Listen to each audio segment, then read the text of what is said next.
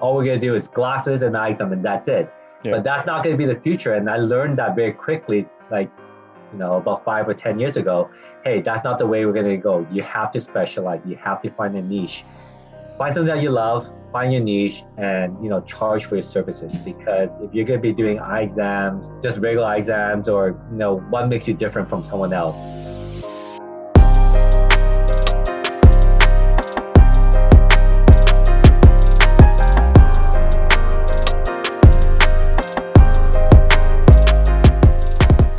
How's it going, guys? Welcome back to another episode of the 2020 podcast, bringing clarity to business, entrepreneurship, and life. I am your host, Dr. Harbir Sayan. Thank you again, as always, for taking the time to join me here to learn and to grow. I truly, truly appreciate your presence and your support, guys. If you haven't already, please do subscribe. You can subscribe on YouTube if you like to watch, subscribe on Apple Podcasts, and follow along on Spotify as well. And make sure you leave a review, leave a comment, let me know what you think. Tell me which guests you love. Tell me which content you love so I know which guests to bring on. I like to bring on people who can help inspire us and motivate us to grow and to do more, no matter what profession you happen to be in. And today's guest is an excellent example of that within the optometry field. His name is Dr. Sherman Tung, who is an optometrist here in Vancouver in the beautiful Kerrisdale neighborhood. He has a residency, he has completed a residency in ocular disease and also a fellowship in myopia management. His practice is called eyelab and is a pediatric specialty practice. And Sherman himself spends a lot of time in myopia management. So we're gonna dig into myopia management today, learn a lot about Sherman's different practices, different techniques, and also we'll learn a little bit about the business side of things. What does it take to start a specialty practice? Is that a good decision to make? And a lot of Sherman's insights actually go back to his experience within our association. Sherman is former president of the BC Doctors of Optometry, another pretty amazing title and amazing amount of experience that he has within the association and networking across the country, across North America. And he's applying a lot of those lessons to his practice now. So really an incredible person to learn from. Before we go into the episode, I want to thank our sponsor, which is Hoya Vision Care Canada. Hoya has the new MyoSmart lens, which is an incredible new technology for us as optometrists to offer our young myopic patients. The MyoSmart lens employs the new patented DIMS technology to help slow down the progression of myopia. In a 2-year clinical study, it was shown the MyoSmart lens decreased myopic progression by 59% and axial elongation by 60%. To learn more about the MyoSmart lens, check out helloeyelab.ca or of course reach out to your local Hoya rep. And without further ado, here is the episode with Dr. Sherman Tung. And of course, stay tuned for more exciting episodes coming soon. Thanks a lot, guys. We'll talk to you soon. Okay, guys, here we are with Dr. Sherman Tung. Dr. Tung, thank you so much for taking the time and staying late in your practice to participate in this interview tonight. Thank you so much. No problem. My pleasure. So let's start with, I gave a brief intro to you in the intro to the podcast, but I'd love for you to tell us a little bit about what you do, where you practice, what your life is like kind of day to day. Kind of tell you a little bit more about myself. I actually graduated from UBC, so born and raised in Vancouver. Then I did my schooling in Chicago. After Chicago ICO, I did another residency, so in ocular disease. So that's where I was going towards, ocular disease, and then I get bored easily. So I came back. I worked for corporate, and then I got bored of that. Then I did my own private practice. So I opened up with a partner, and then I got bored. Then I joined the association. We can talk a little bit more about that later. And then so now I kind of have a feeling what I like to do is pediatric optometry. So I just opened another clinic, just specializes mostly in pediatric eye care. So that's kind of a little bit about me. That's amazing. Well, you know what? Some people get bored and they just sit on the couch and watch reruns of shows and eat chips. You get bored and you're like, let me do even bigger. Let me go even bigger every time. That's pretty cool. So I wanted to, we're definitely going to talk about the practice. We're going to talk about pediatric optometry, myopia control, that type of stuff.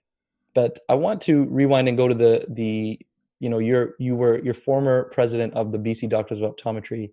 I'd love for you to share with me what your path was like. How did you get involved, and then what led you to become the president of the association?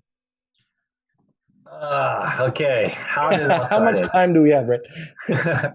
um, I think this is how it all started. I think one of the things that I was a little bit upset at that time was I didn't know what my association did for me. Like, why am I paying all these dues? And I have no idea. Hmm. So before I quit anything, I always want to figure out, I want to find out why I'm quitting and have a good reason before I quit. So I actually joined the membership committee and to learn more about what does BCAO do for I us. think you and I were on that committee together, actually, Yes. because I was on that committee Yeah, briefly. when we recruited you after when I moved up to the next level. Gotcha, gotcha. um, so yeah, so I learned about it, and I didn't half the stuff that I didn't know what they do for us. Like they advocate for us, they have so much resources, like all the networking. It's because I was a new grad and I never had was tapped into that. I didn't understand what they did.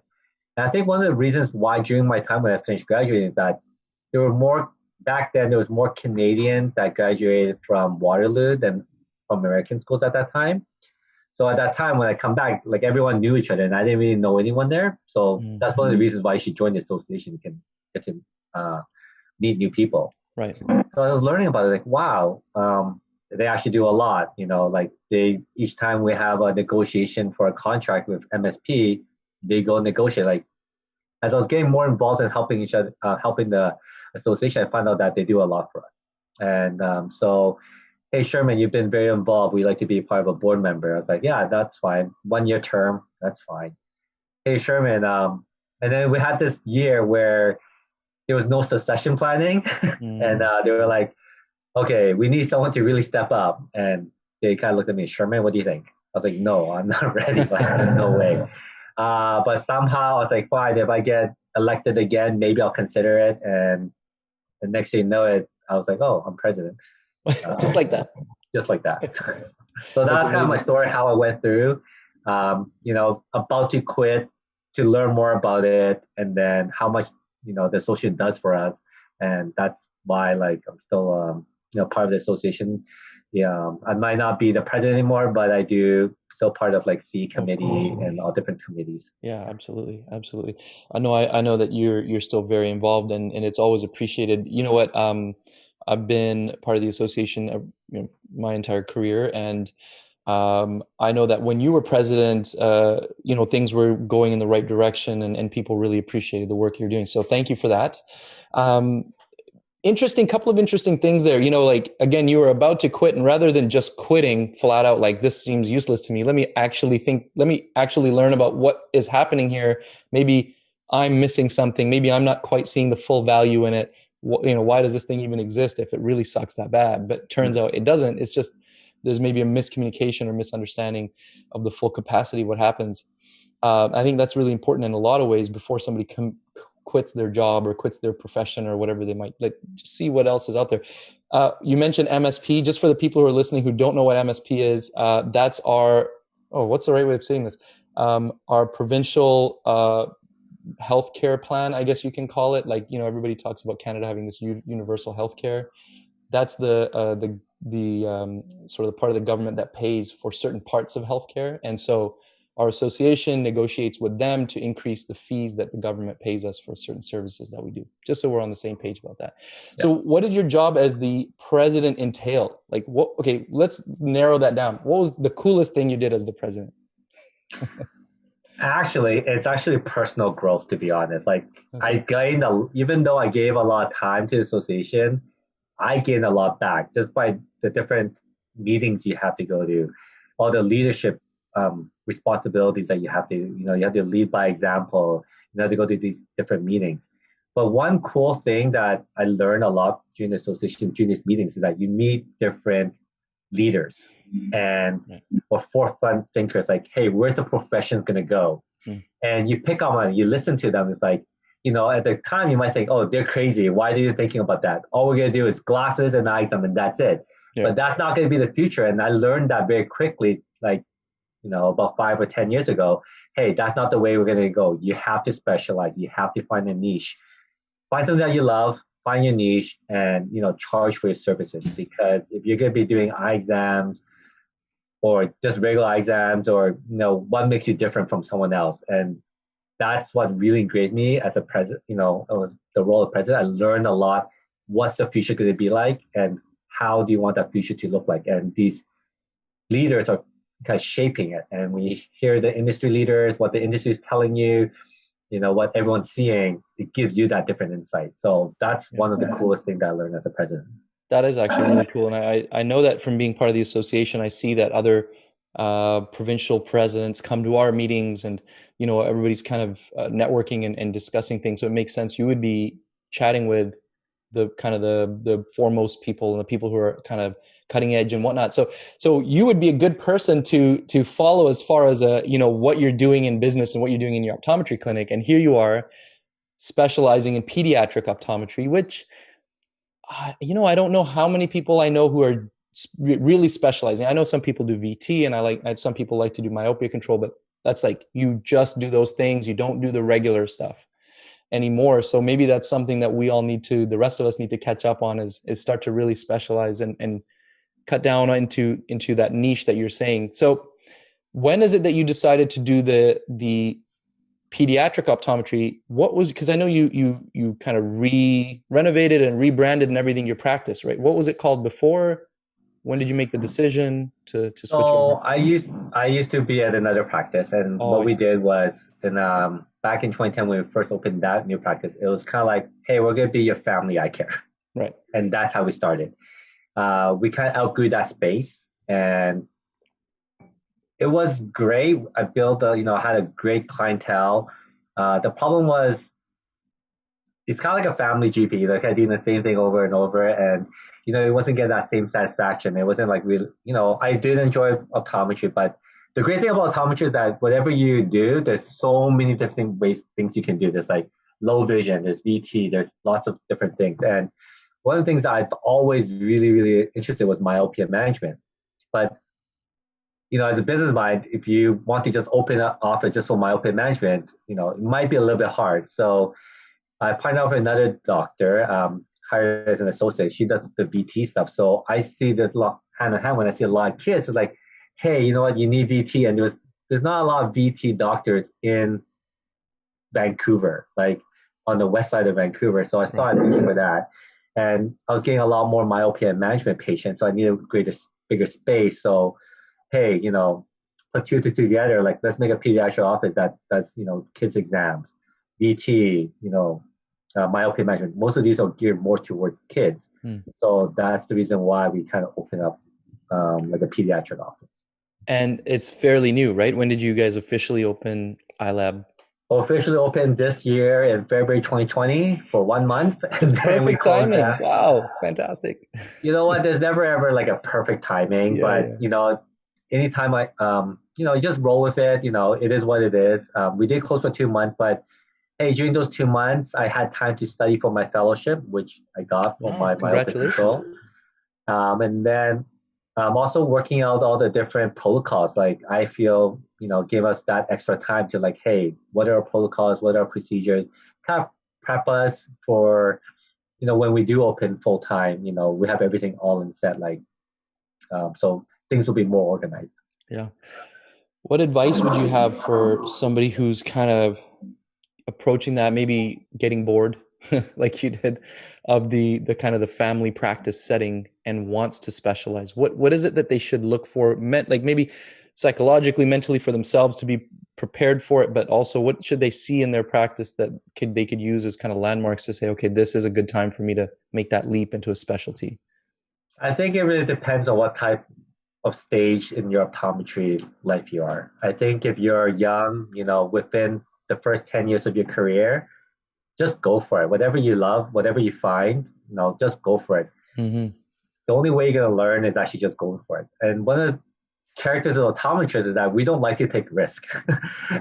Most optometrists don't like to take risk. I don't know why. But if it's within your first 10 years, just go for it. What's the worst case scenario? You can work for someone else later down the road.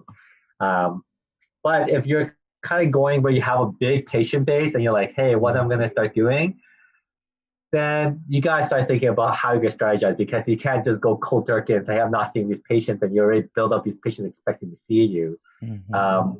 So that's the part where you might hire another associate, if you want to start dividing, you might want, let's say your optometry is called, I don't know, Eyes Vancouver, you might want to branch it out like Eyes Vancouver Family, and you might want to do Eyes Vancouver Kids or Eye Vancouver VT or something along those lines. So you can still have your name under that, and you can kind of branch it off, and you might want to do that if it's more than 10 years. So that's kind of like what my advice is. But again, you have to look at your clientele, talk to your, I think the best thing is, or one thing that I learned as a president is most offices don't have a strategic plan.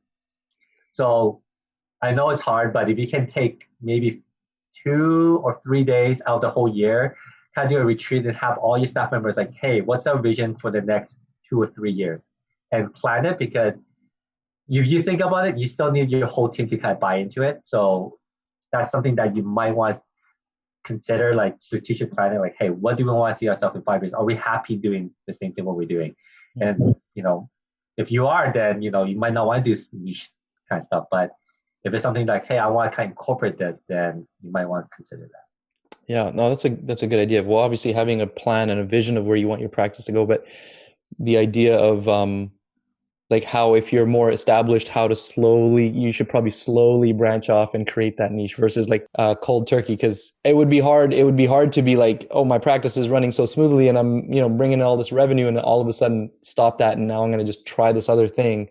It's hard to get that revenue or get all those patients back in the door, back in the chair again. So it makes sense to kind of ease into it. So I wanted to focus a bit on your specific specialty, right? You see a lot of kids for myopia management, myopia control. It's a hot topic right now. The prevalence of myopia is increasing, obviously. Like, what are if you can give me kind of your main options, your main treatment options for kids that you would be seeing in your practice? What are your kind of go-tos? And are there, if you don't mind, kind of like, what would kind of help you lean towards one or the other in some, like, if there's certain criteria that you're following as well? Wow, that's a loaded question. I'll try to summarize for your viewers. I guess if you're like a doc, like if you're an optometrist, then the best example I can give you is like glaucoma. So there's no one silver bullet that would treat your glaucoma. It's not like, okay, let's use a prostaglandin and you're done. You kind of have to see what type of glaucoma you have, what's your systemic, then you'll figure out drop's the best thing to do, or SLT is the best thing to do, or maybe surgery if it's end stage kind of thing. Same thing with myopia. So there's different stages. So you kind of want to be aware of, what's the best option for that child.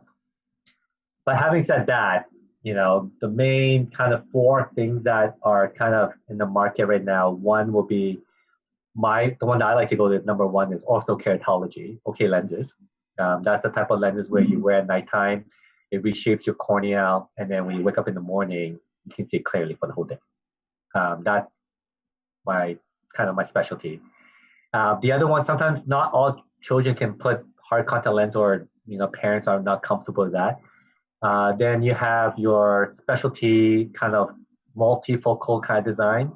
So same like from Cooper Vision, like your MySight, that's those type of contact lenses. Each one has their pros and cons. Some have the limitations, like what the parameters are. So you got to keep that in mind. The third one is atropine. So atropine drops. And then lastly is the newest one is from Hoya, the MyoSmart lenses. Been eyeing on that for a while. So that one is actually a pretty good lens also. So if someone can't do contact lenses or drops, then glasses MyoSmart will be a good option also. Yeah, definitely. We'll come back to the MyoSmart in a minute, because I think there's some cool things to chat about there. But what would you say, if you don't mind, just as briefly as you can, what do you think are what are the parameters or limitations of ortho-K? Like, what patient are you fitting into ortho-K? And which one would you put into the MySight lens? And then I have a couple of questions about atropine as well. Okay, so for orthokeratology, it really depends on what type of lenses you're using. So it's not just one type of lens and that's it. Like within the parameters of ortho-K, there's different treatment zones. there's different sizes you can manipulate, the different curves you can manipulate. So in the beginning, when I first started, if you use like one of those ones that are commercialized brands that you can use, they have certain parameters, usually less than 1.5 diopter still, has to make sure it's with the rule, and usually anything below -5. Mm-hmm. Those are kind of your nice ideal patients. And you always want to start with like easy patient, like the -1 or -2. Mm. But as I learned through this fellowship process, like you start to customize your own lenses. And when you can customize your own lenses, then you can go up to like -8, -9, -10. Wow. And because of the newer designs now, back then I couldn't fit people with astigmatism.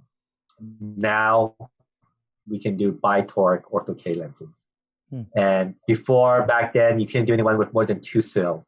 Or, now I can do that too now because it's different bi-toric base curves. So ortho-keratology came a long, long way, but it's not very commercialized yet. So most of my lenses right now, I design them on my own, like custom make them. So that's why I can fit way higher different parameters. Cool. But if you're starting out, talk to your lab, and then they'll tell you which lens they feel comfortable using, and they'll tell you what the parameters are. Start off easy first. But there's one piece of equipment that you have to buy if you start ortho-K, like it's like bare minimum, you have to buy a topographer. Because if you don't, you won't know how the lens sit on your eyes when they sleep. Right. So don't practice ortho-K if you don't have a topographer. Basic advice. I appreciate that. Have you had much experience using the MiSight lens from Cooper? Yeah, so the MiSight lens are, so for my patients that are under -1, usually I don't really fit them with ortho-K yet. Okay. So for -1, that's where I might fit them with a MiSight or -1, but we'll talk about -1 later. But MiSight is really great for that. Okay. Sometimes kids don't feel comfortable sleeping at night, or they don't like the comfort of it. Or maybe I have like a 16-year-old, like ortho-K might not slow it down as much. So maybe I'll start with MiSight. So those are kind of like my patients where I start MiSight with. Okay. The drawback of MiSight is that if you have cil, it's hard to mask. So if you have more than a quarter, like let's say you're -4, -1, still can get away with it. But if you're -4, -3, then you can't really fit that. So those are pros and cons. Makes sense. Do you prescribe atropine a fair amount or not as much since you do lenses more? So the great thing about ortho-K right now, we can never promise that we can stop the progression. It's like impossible. You'll be lying to your patients, but you can slow it down.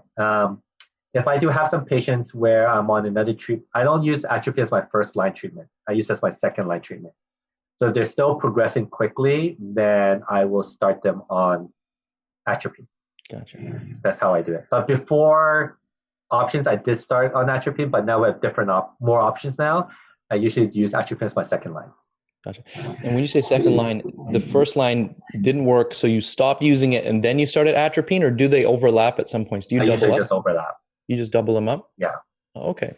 And that's been a question that I've heard come up. Obviously, if we know, option A will decrease or potentially decrease progression X amount, option B will decrease it Y amount. What if you put them together? Would it increase it or improve the results significantly? So we're waiting for all those studies to come out. Gotcha. So yeah, they're doing a lot of those studies. Got it. Good to know. Well, the last of those, the fourth option that you had mentioned was the MyoSmart lens from Hoya, which is an exciting new option. I wanted to dig into that a little bit and tell us, if you don't mind, MyoSmart is based on the DIMS technology. Would you be able to kind of elaborate a bit about what the DIMS technology is? Yeah. So this lens, just to let you know, it just didn't come out last year or something. It's actually been out for a while. It's been out since 2013, 2014. And so they were designed from Polytech University in Hong Kong. So the whole idea of myopia management is based on I'm going to go a little bit technical, hyperopic defocus and the peripheral myopic defocus. You can go lots of technical, by the way. It's going to be, this conversation is going to be mostly ODs tuning in and wanting to learn. So go as technical as you want. Okay. So the idea is that if you wear regular glasses or wear regular contact lenses, on the peripheral, you're going to get hyperopic defocus, which means that the focal point is behind the retina. And those send signals to the brain, and the brain will send a signal to the retina, and the eyeball will elongate. So every single time your prescription goes up, you get new glasses or contacts, it sends those signals again, over focus, and your eyeball will get longer and longer and longer. So the idea with Ortho K is that your central vision is still clear, but your peripheral rays is actually in front of the retina. So now we don't send those signals. So that's how it slows it down. So DIMS technology mimics that.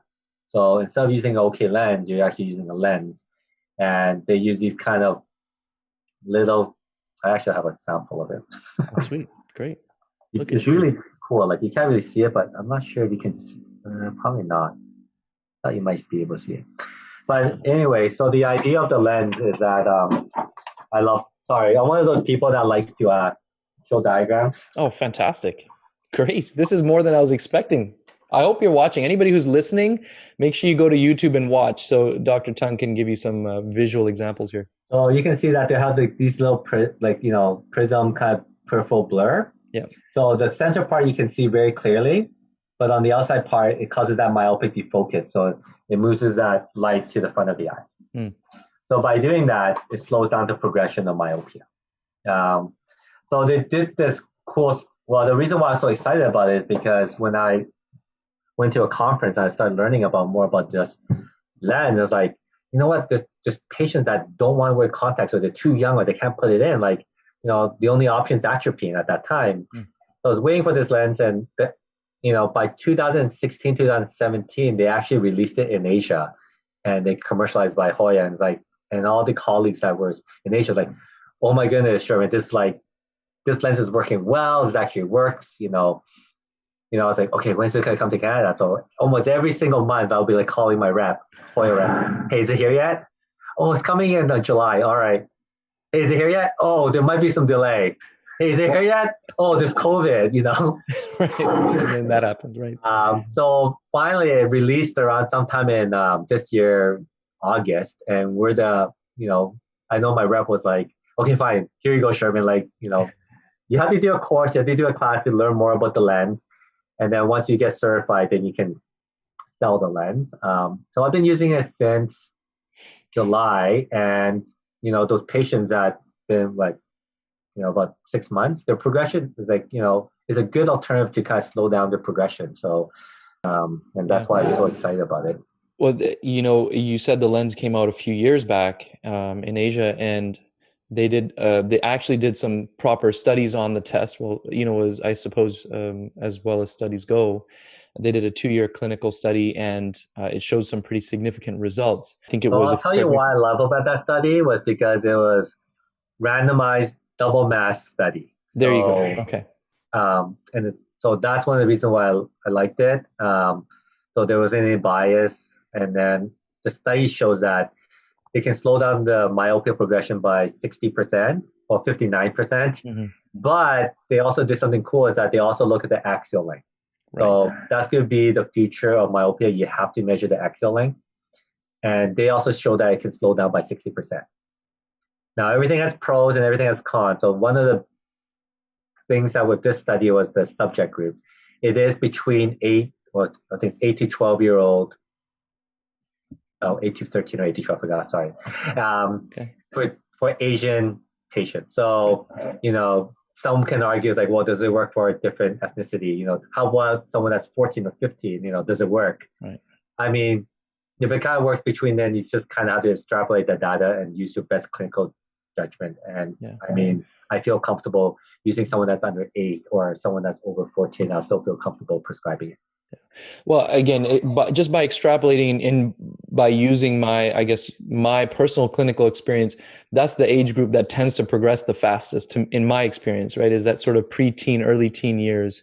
But of course, I've had plenty of kids who are -3 by the time they're 5 years old, and trying to jump on that lately, up until now, my first line of treatment has been atropine, but definitely it's going to be changing significantly. And I'm doing that course to get certified in the MyoSmart lens actually this week. So I'm going to come back to you with more questions next week probably about this.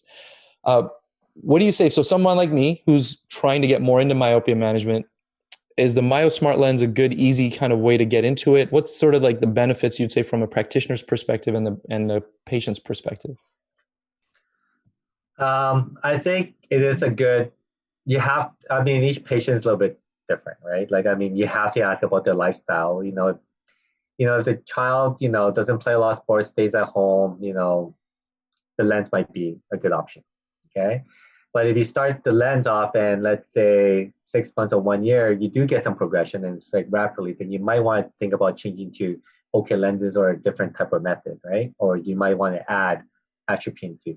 So, I mean, is it a good starting point? Yes, if someone that doesn't want to go into ocular lenses or doesn't want to go into my site or whatever different other options, I think it is a good option. But just be wary. Don't think of it like, oh, this will solve all problems. And I think that's sometimes where doctors feel, oh, I feel comfortable. Like same thing, back to the glaucoma analogy. Like, hey, this person has glaucoma. I'm going to give them a prostaglandin and it's going to solve everything. Well, still keep an eye on it. Make sure you still follow them up every 3 months. Hey, how are you doing? Just check. If there's something that doesn't, not according to what you want, then you should be, maybe you might want to refer out to another colleague of yours that specializes in that, or, call them up or ask for a second opinion. Gotcha. So one of the topics that I find, and this is a lot of this question is coming from personal experience, but conversations with other colleagues, one of the challenges I have when it comes to specializing in something, and one of the things I've been working on kind of specializing a bit more is in dry eye over the last year or so. One of the most kind of the biggest hurdles is when I bring in something that's new technology, there's always a fee attached to it for the patient. Talking about pricing, getting reimbursed adequately for the services that you're providing is so important when you're trying to specialize. Can you give some advice around, you don't have to talk about specific dollar amounts, but just advice around how do you have pushback from people when you're trying to recommend specialty options? And how would you encourage someone, like me who's trying to get into the area to overcome that barrier, that kind of mental barrier that I have to talking about price? I mean, some patients might be put off by how expensive things are, or, how I approach it is a little bit different. So first thing is I'm providing a service that will solve your problem.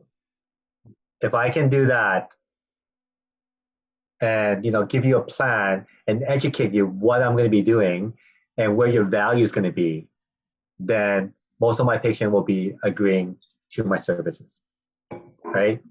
They might question it, why is it so expensive? Or but if you can take the time, educate them why we're doing this, how it will benefit you, what I'm trying to achieve there, and they're kind of part of the process, usually they'll buy it. But if you go like, hey, this will help you, do it, this is the cost, no one's going to buy into it. Like, it's kind of like an investment, right? Like, you can invest up to get my eyes better, or invest and slow down the progression. Like, what is your plan? What are you going to do? And, some things might help, like, for example, you can show your qualification. So if you do a lot of the dry eye stuff, hey, I do dry eyes, I got certified here, this and this and this. Then, we have the latest technology. We'll show you what each equipment is, why we're doing it, how we're solving it.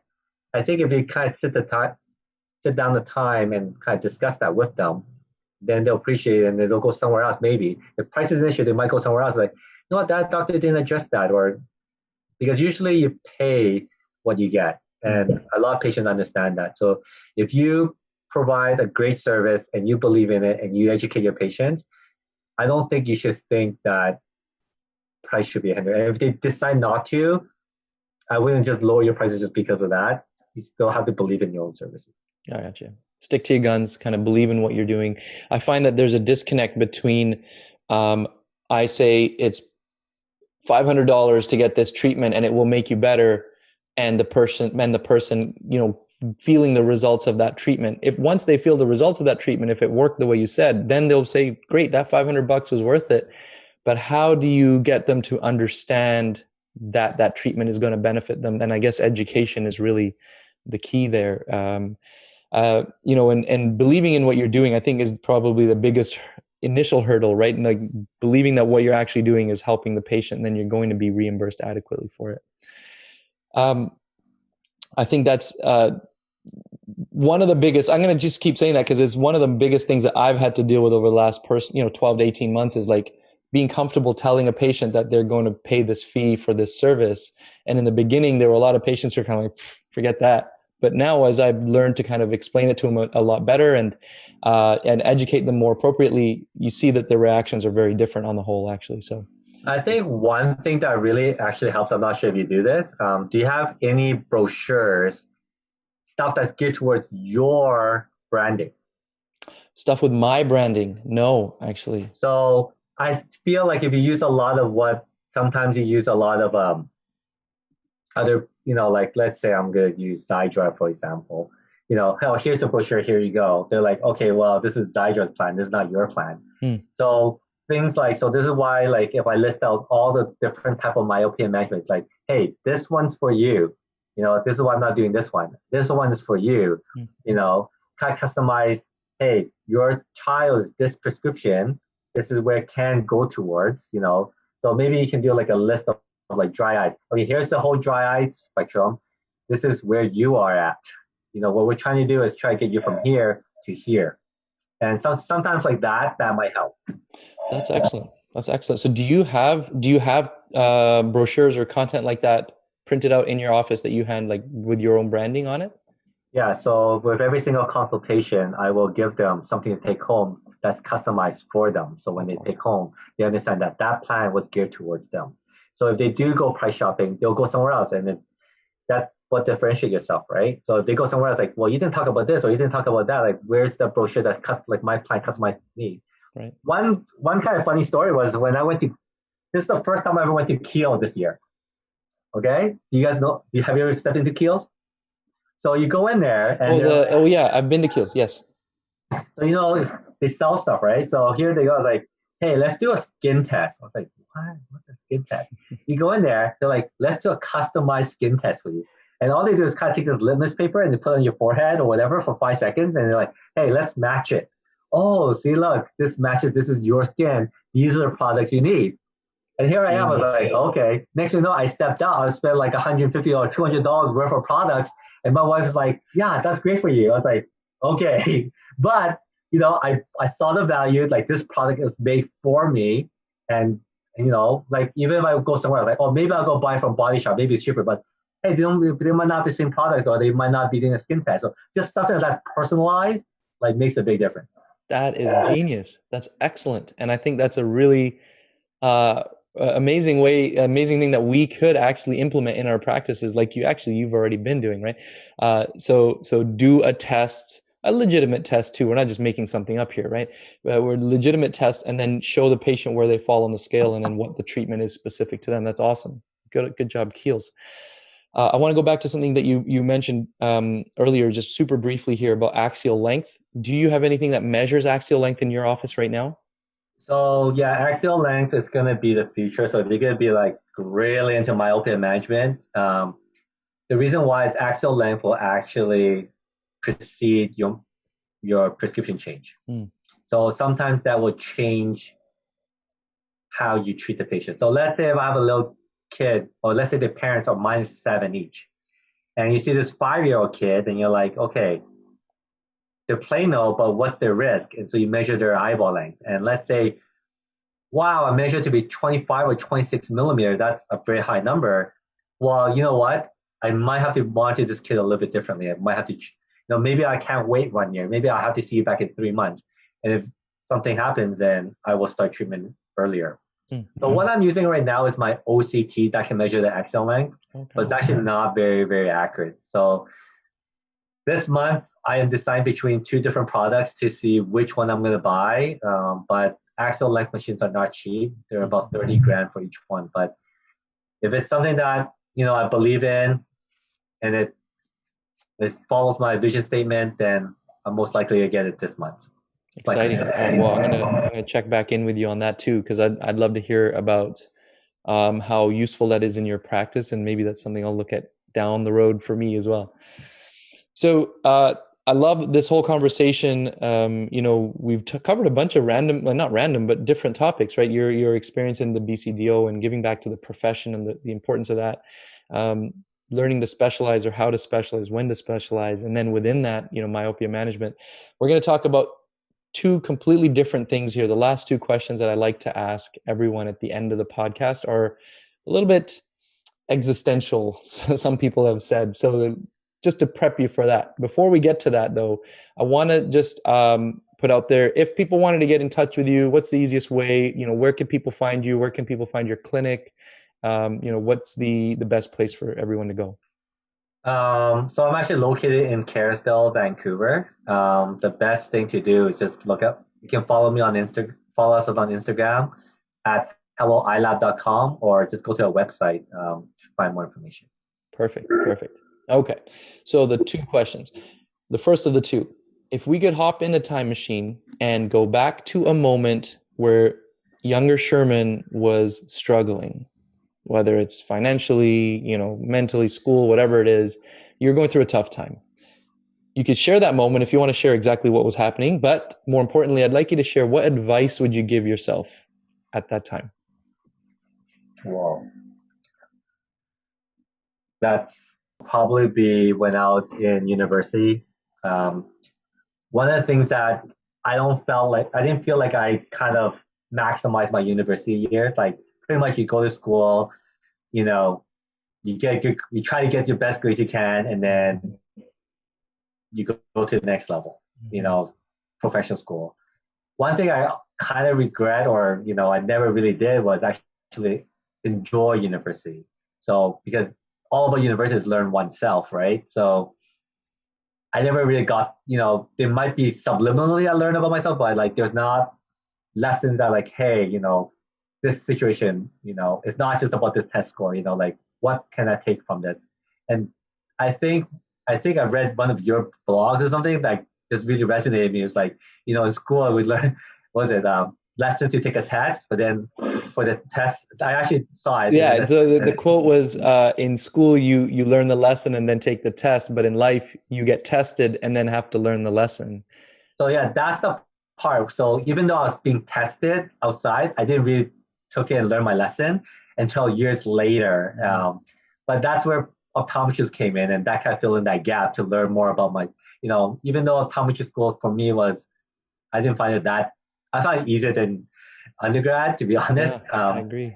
But that's where I kind of learned more about myself, like living in a different city, I think going back, it's just I wish I took a little bit more opportunity. I could be a little bit wiser, You know what, Sherman, that's actually really, really good advice, man. I'm not looking for any specific, type of answer there. It really is what comes to mind. And if that's what comes to mind, that's great. And I think that's so important in undergrad. That is where you do really learn a lot about yourself, right? You go from high school, may not be comfortable for everybody, but it's a fairly comfortable environment in the sense of it's super safe, right? And, when you go to university and things kind of expand, and it's a chance for you to meet new people and do different things. But when you move away, so you moved to Chicago, when I moved to Boston, same kind of thing happened. You realize that all these years you've lived in Vancouver, wherever you grew up, you've had a bubble of some sort. And when you move away, all of a sudden you're meeting completely different people from completely different places who do not think like you most of the time. So you are forced to learn, but it's beneficial if you can try to start that process in undergrad, like you're saying here. So just to let you know, I have a lot of university students that volunteer for me. So I'll share some of my wisdom with them. So sometimes like, come on in. Want to learn something about life today? Here, come and listen to Uncle Sherman. That's awesome. One of the fun things I like to do. That story time with Uncle Sherman. I love it. Yeah. No, that's great advice. Okay, so the last question, Sherman, everything that you've done up until this point, everything you've built, president of the BCDO, your practice, how much of this would you say is due to luck and how much is due to hard work? For me, okay, because it could be different. What I believe in is that if you put your hard work into it, then opportunities will arise, and that's where you become lucky. Okay, so if you don't put in the hard work, you can't be really lucky. But at the same time, I know some people work so hard and they don't get a break, right? So in my case, it's 50-50. Like Wow. A lot, for me, it's 50-50. I see an opportunity, or like I'm lucky to see that opportunity. And then I know that's the time when I need to work hard to seize that opportunity. So, but if I don't see that opportunity, then I won't really work very hard. Does that make sense to you? Yeah, that's so, fair. but you have to be lucky to see those opportunities also. So that's where I feel like sometimes I'm lucky, being the president, like, it's just kind of that perfect timing where, it kind of give you that luck to kind of get into it, right? Yeah. And then I can become president. Optometry school, back then was very, very competitive to get into optometry school. Well, guess what happened? It was 9/11, and that's when, enrollment was kind of down. So I was kind of lucky to get into. So you see, but if you didn't prepare, I didn't take my OET scores or whatever, then I wouldn't been able, if I'm not prepared, I wouldn't be lucky to get in. So, Right. So that's why 50-50 is that's great. Most people, just so you know, most people answer like, it's all hard work, or it's 90% or 99%, whatever. I know that hard work, it's impossible to get there without it, right? But I think it's humble of you to really appreciate that and acknowledge that there's that luck involved. So that's cool. Well, that's just for me, okay? So, exactly, absolutely. but I wouldn't use my advice, like, just 50% is luck. That's what Sherman said. I'm gonna wait for those signs. Like, don't. It's just what happened. Reflect, because I just celebrated my 40th birthday and I kind of like thought about it. So I was like, huh. So yeah. Good. What did you do for your 40th? Anything fun? I decided to postpone it till next year. Fair, like everything else. Like everything else in 2020. I'm gonna be 39 for this year. I just do another year. That's perfect. I'll celebrate my 40th birthday next year. Nobody will know. That's all good, man. I'm sure everyone will be happy to still attend and celebrate with you, man. Sherman, any last words of wisdom? Any last things you want to share with us before we wrap up? So as you kind of question, asked me about, being president, I think the last thing that, any future optometrist or, current optometrist, I've been around with all different type of optometry, like corporate, industry, academia. At the end of the day, we won't be able to practice what we want to do without our association. And they're the one that's always fighting for our rights, kind of like our union. And if we don't support them and invest in them, then our whole degree is kind of useless, So be involved with your association, join your association, see what you can do, because the more optometrists that are part of your association, the stronger we are, and we have a louder voice. Absolutely. Here. I could not agree more.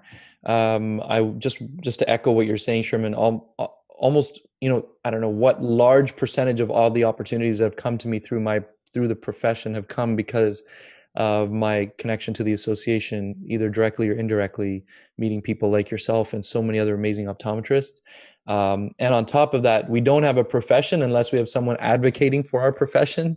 And that's, our association or, whatever, provincial or state society or association in the US as well. So make sure you get out there and be part of that. Make sure our voices are heard. Thank you so much, Sherman. I really appreciate you, taking the time to share your wisdom, your expertise, and your insights, for staying late at work to do it as well. And a big thank you to everybody who has tuned in, whether you're listening on Apple Podcasts, watching on YouTube or Spotify, whatever it is. Make sure you subscribe. Make sure you leave a review. Let me know what you think. Give Sherman a shout if you have any questions about myopia control or pediatric optometry. I'm sure he'd be happy to help you as well. Thank you, guys, and we will see you again with another episode next week. Take care.